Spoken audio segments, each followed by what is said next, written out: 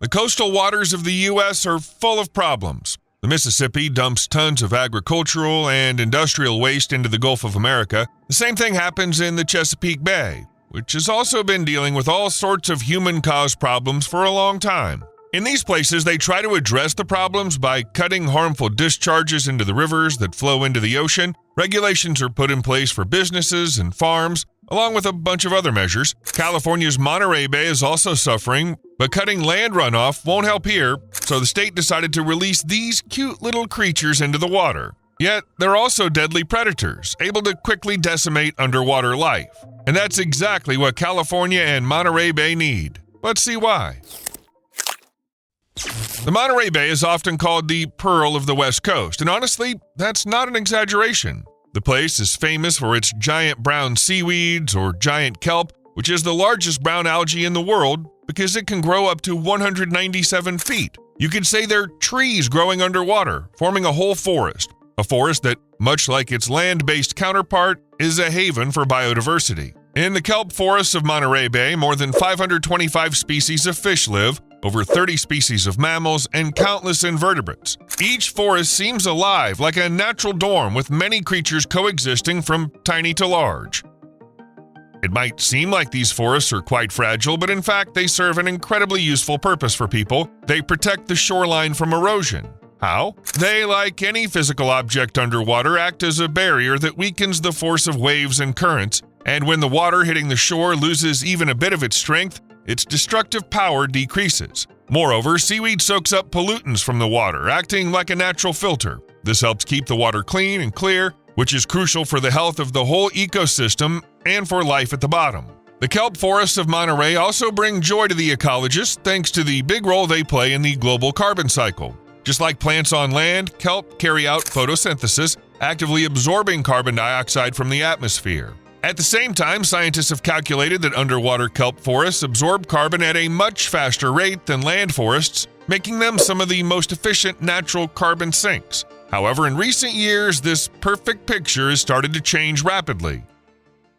According to the National Oceanic and Atmospheric Administration, or NOAA, from 2014 to 2020, the giant kelp forests in Monterey Bay shrank by an average of 51%. And in some parts of Northern California's coast, the numbers were even more shocking. More than 95% of these underwater forests disappeared. This kind of deforestation became a serious distress signal for the entire ecosystem. The main cause of this disaster was an epidemic that started in 2013. All along the west coast of North America, the so-called sea star wasting syndrome spread. This mysterious disease, according to scientists from the Monterey Aquarium, led to the mass death of millions of sea stars, including such a keystone species as the sunflower sea star.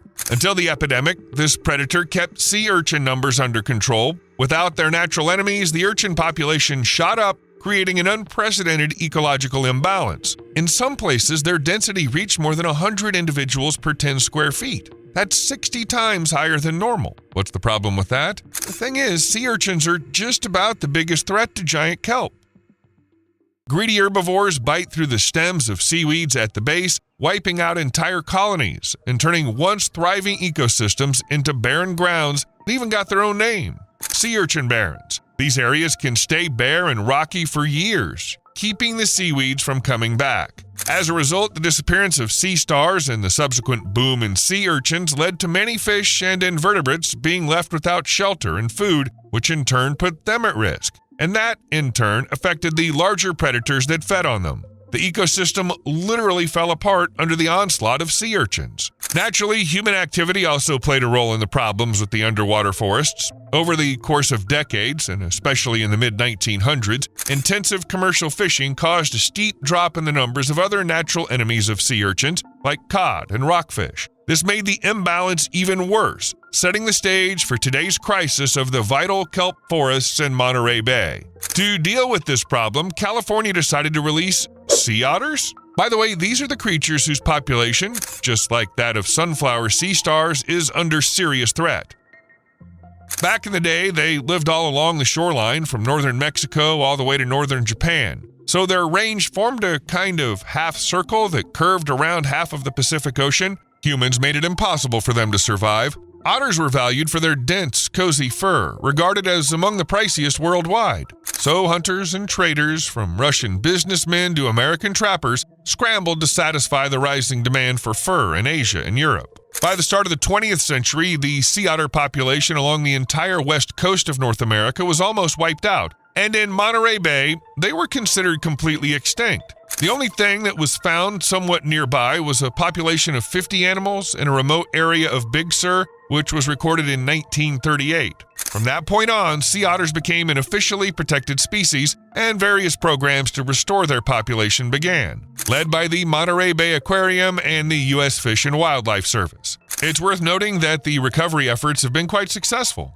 From the population discovered in 1938, which numbered 50 individuals, scientists, ecologists, many volunteers, and other dedicated people have managed to increase the population from Pismo Beach to Santa Cruz, including Monterey Bay, all the way up to 3,000 individuals. For now, of course, the species isn't fully saved, but even this number keeps Monterey Bay from losing its crucial kelp forests. First and foremost, sea otters save us from sea urchins, because they eat them. Yeah, a sea urchin doesn't exactly look like easy prey at first. It crawls around on the seafloor, has a hard shell hiding all the good stuff inside. But otters are the geniuses of the animal world, so for them, these challenges aren't challenges at all. The otter dives to the bottom and pulls up its spiky prey, then lays on its belly, which acts like a sort of table, and it's not uncommon for a sea otter to pick up a rock and use it as a tool to crack open the hard shell of a sea urchin.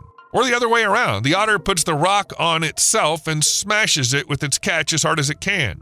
This is what lets it reach the most nutritious parts of the kelp destroyer. That said, it's worth noting that the sea otter is one of the main regulators of the sea urchin population and the very creature whose disappearance left them multiplying so actively. The thing is, the otter's a very active eater.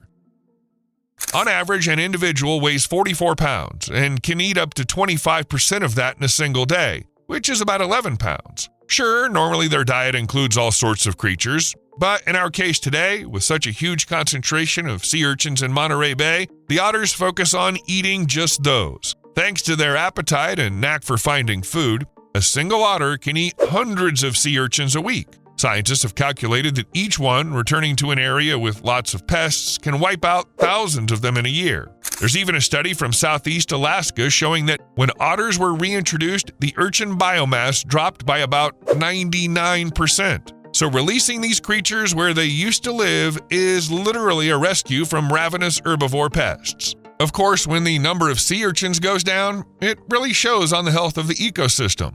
The seaweed gets a chance to grow under the protection of otters, supporting all its inhabitants instead of constantly being attacked by herbivore pests. Just wonderful, especially for Monterey Bay, where there's far less kelp forest left than there used to be. However, it's worth noting that reintroducing otters works better for protecting the remaining kelp patches. To get rid of sea urchins where there's no seaweed left in the so-called sea urchin barrens, otters won't work because they just don't eat the pests there. See for yourself. When sea urchins have food, they're full, which makes them worth the sea otter's attention, so it hunts them.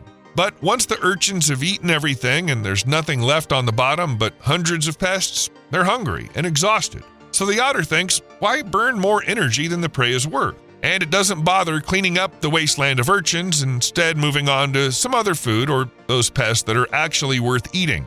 In general, much to the disappointment of ecologists and everyone worried about the state of Monterey Bay, releasing sea otters isn't something that can bring the area back to how it was before they disappeared. That said, aside from this, otters do have other benefits. Less obvious, but no less important, is the impact sea otters have on underwater meadows made up of eelgrass, which plays a critical role in Monterey Bay, serving as a nursery for many fish and invertebrate species.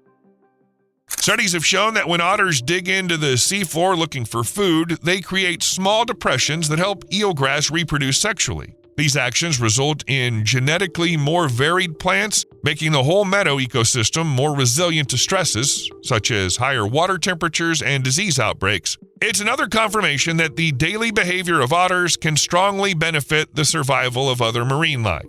Besides that, sea otters also play an important role in keeping invasive species in check, like the European green crab. This species, native to European and African coastal waters, was accidentally brought to North America, probably in ship ballast water. As a result, its aggressive presence now disrupts the delicate balance of the local ecosystem and poses a threat for several reasons. The main danger of the European green crab comes from its omnivorous habits and gluttony. It's a highly efficient hunter, capable of decimating a huge variety of local organisms, including mollusks, small fish, worms, and crucially, oyster and mussel larvae. For example, one crab can eat around 40 mollusks a day, which, in a big population, seriously reduces the stocks. This has a destructive impact on commercially important species, which in turn hurts the fishing business in the bay.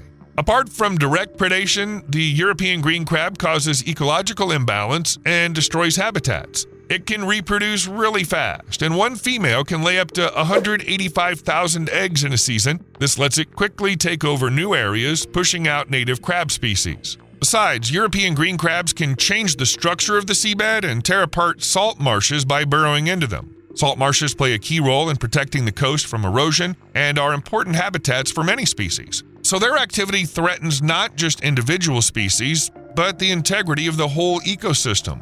It might seem strange to rely on sea otters to get rid of a threat, since crabs belong to marshes and otters belong to the sea. However, their territories do overlap in estuaries, or river mouths that flow into Monterey Bay. This happens, for example, at the mouth of the Elkhorn Slough.